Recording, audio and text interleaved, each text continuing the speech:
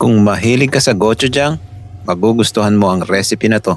Tara, magluto tayo ng pork gochujang stir-fried with mushroom. Una, hiwa lang tayo ng 2 pirasong sibuyas. Garlic, 4 na piraso. Chachap-chapin lang natin ng medyo pino. Pagkatapos, hiwain lang natin ang pork liempo ng bite size na kagaya nito. Pagkatapos, magpainit lang tayo ng kawali at ilalagay lang natin yung pork liempo dun sa kawali. Ipapanser lang natin yan. Hindi ko na nilagyan ng mantika kasi magkukusang magmamantika yan. Tapos ilalagay na natin ang sibuyas, bawang, brown sugar, pamintan durog. Pagkatapos, gisa-gisahin lang natin yan hanggang sa lumabas yung aroma ng mga aromatics natin. At lalagyan lang natin ang gochujang. Ikaw nang bahala kung anong brand ang gusto mo sa gochujang. Hindi ko na nilagyan ng asin kasi medyo maalat na ang gochujang.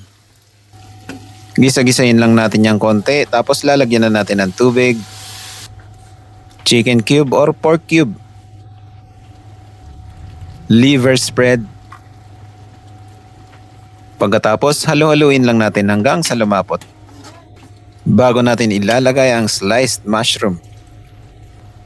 Halu-haluin lang natin yan hanggang sa lumapot at okay na yan. Garnishan lang natin ng green chili. I-ready mo na ang maraming sinaing mo dito. Siguradong mag-e-enjoy ka. Kaya subukan mo na ang madaling recipe na to. At kung nagustuhan mong video na to, huwag mo namang kalimutang i-share. Yun lang, maraming salamat. See you in my next cooking trip ko.